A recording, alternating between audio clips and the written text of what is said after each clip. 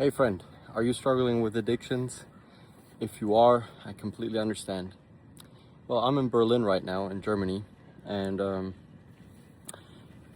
I've been thinking about what my next video is going to be about. And I realized that, well, I'm in a hospital. I'm at a hospital right now. There are a lot of mentally ill people here. And many struggle with addictions. And there's one overarching factor that contributes to people developing addictions, and that is pain. If you have pain in your life, you'll want to relieve that pain. And so you seek out behaviors that make you feel good. It could be smoking, it could be doing any form of drug, drugs, could be, you name it. Addictions are, there's a variety of addictions, obviously. So, but the overarching and contributing factor that leads people to addictions is pain, in so many ways. There's something that they want to suppress, something that you want to suppress, and so you find a behavior or a substance that helps you suppress that, whatever it is that you want to suppress, pain, etc., feelings. Painful feelings. And so what many people then do is they try to get rid of the addiction, but they fail to get rid of the pain. And even so, when you address the addiction and you try to fix the addiction and break it, but you haven't addressed the pain yet. And so even if freedom is there and you start walking in freedom, chances are that freedom is short-term and only temporary. Whereas if you took time to really deal with the underlying pain, the root cause for the addiction, and let me tell you, there could be a million different causes for why you're dealing with an addiction, and whatever kind of addiction it is, whether it is a sexual addiction, whether it is a nicotine addiction, whether it is any drug, or whatever addiction it is, there is most definitely a root for that addiction. And so I have always told the people around me, maybe not always, but for years I've been telling people around me and the people that I work with that it's time to start looking at the root issue, the root cause for the addiction. Sure, and another thing is, many people try to manage their symptoms, right? And that is a very prevalent thing in Christianity in general, and modern day Christianity especially. People try to manage their symptoms, and they set up maybe they set up accountability systems. They have an accountability partner or a software, or they talk to someone every time they feel tempted, and all of those things can absolutely be helpful. But still, you see, you're not dealing with the root issue, you're only managing symptoms. And so once again, even if that may lead to temporary freedom, it's temporary. I have yet to see someone who has been able to manage their symptoms and stay free from their addictions long term. And so I myself I'm on my own healing and freedom journey, obviously. And so addictions are behaviors, usually unhealthy, unwanted behaviors. And I have unwanted behaviors of mine that I'm healing from and now growing. It could be even as simple as a social media addiction. What are you trying to escape from? Like, what kind of pain are you trying to, relieve or, escape from? So it's like addictions are so vast, and there's so many, but they have one thing in common, and that's that they're usually a temporary escape for pain. And so, yeah, I'm here at this hospital, thankfully not for myself, but for a family member of mine. So I'm going through a little bit of a difficult time here, but all is well, more or less, and God is good, and we're moving forward, and there's a lot of good going on at the moment too. So yeah, I just wanted to make a video on addictions real quick, because I see people struggling with addictions everywhere over here. And another thing that I want to mention is that if you have a mental health disorder, And by the way, I'm not a clinical professional or I'm not a medical professional, so take what I'm saying with a grain of salt, and you can of course double check everything I'm saying. But if you have a mental health disorder, there's a chance that you're more likely to develop an addiction. Okay, this is the case for people who have ADHD, for example. ADHD can lead to depression, because I think it's very funny to make a video like this and cover all of these big and vast topics and just say 2 or 3 sentences about each one of those big topics and then move on as if there's nothing, as if they don't deserve going a more in-depth conversation. And but here I am, I'm just making this video. But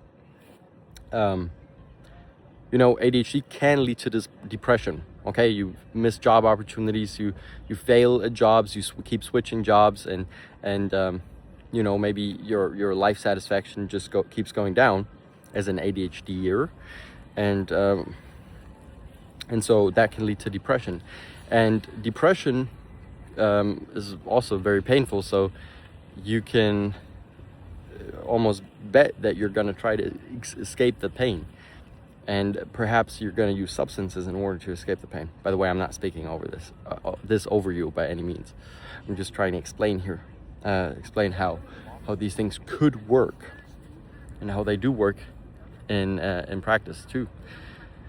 And so, someone who has ADHD and is trying to get a release of dopamine because that's what they lack. There's a lack of dopamine in their brains and an ADHDer's brain, and so a quick cigarette and nicotine hit can alleviate that pain and that need, kind of meet that need for dopamine. And so that's how an addiction can form. So it's not even that. It's not a character issue as many people believe, or you see people judging those who are struggling with addictions. There are so many people who judge alcoholics and people who smoke even, or people who have a sexual unwanted behavior in their life that they seemingly cannot achieve healing and freedom from, or healing for and freedom from. And so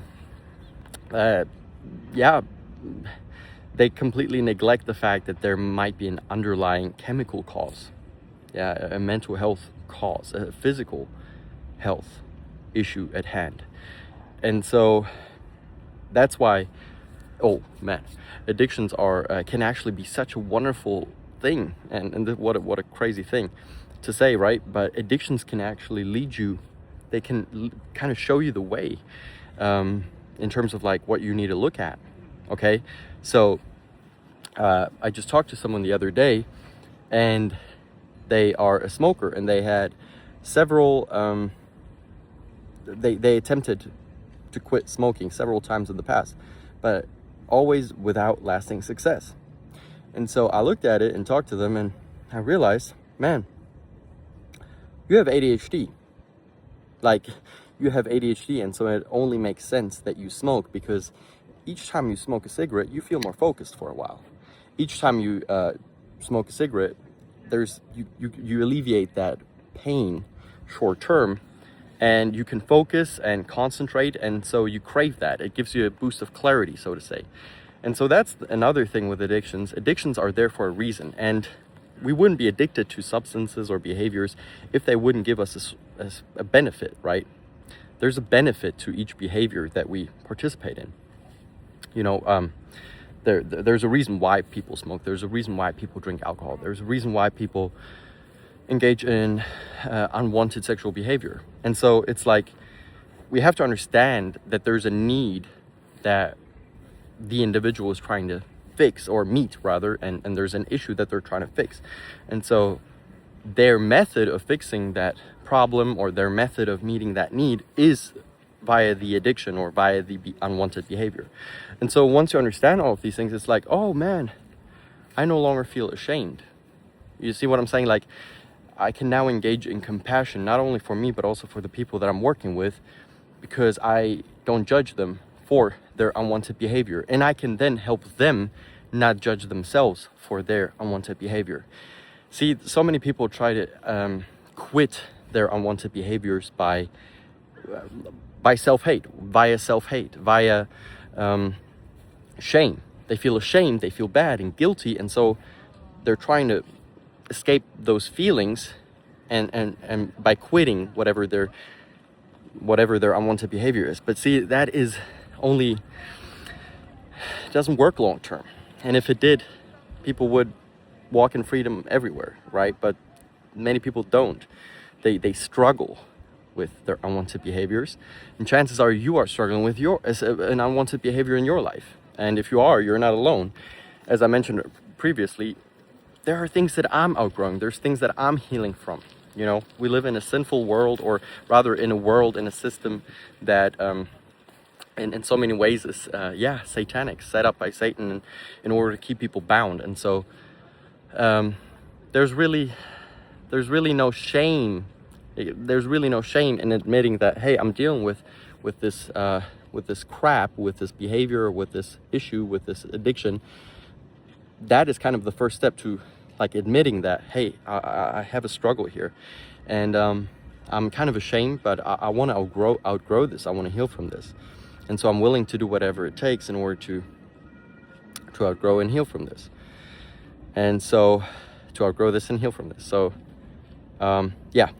my encouragement to you and for you today is let your addiction lead the way in some ways. Let it shed light on the root cause. Let it let your addiction, by the way, I usually am a little careful with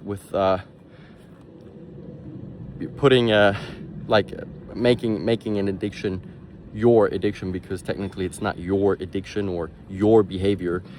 It's an addiction that you deal with, rather, right? I hope this makes sense. If it does, let me know. But I'm just so sad when I look around and I see people struggling with addictions, and when I see people struggling with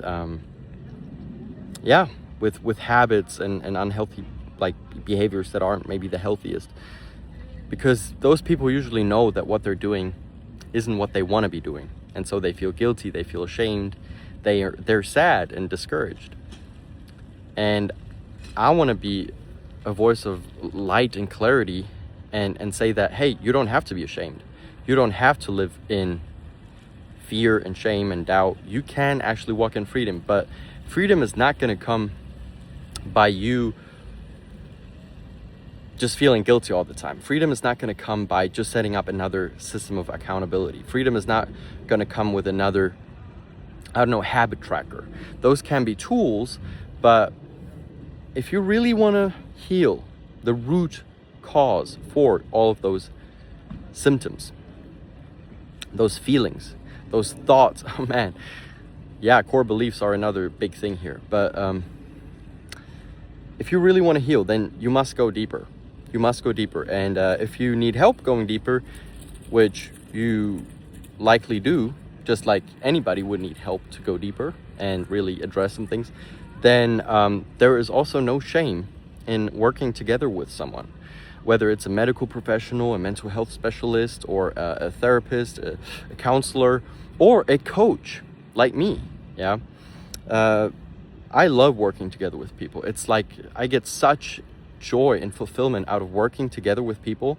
And I'm currently also offering a free one-on-one conversation with me, a coaching call, where we can discover what's keeping you stuck, and not only discover that, but start really working through those things. So I'm offering that for free right now, and if you're interested, click the link in the description down below and sign up for a coaching call with me at no cost. Now, that doesn't mean it's not a coaching call. We're gonna go deep.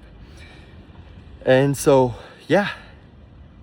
so much so about addictions, a little bit on addictions on this Wednesday.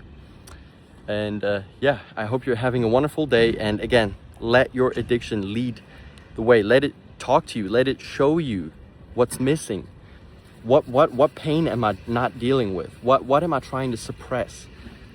What is a need that what's a need that I haven't met, or that has not been met? What is a desire that I'm neglecting? Yeah. So I hope this was helpful, and if it was, please let me know. Be a major encouragement. Until next time.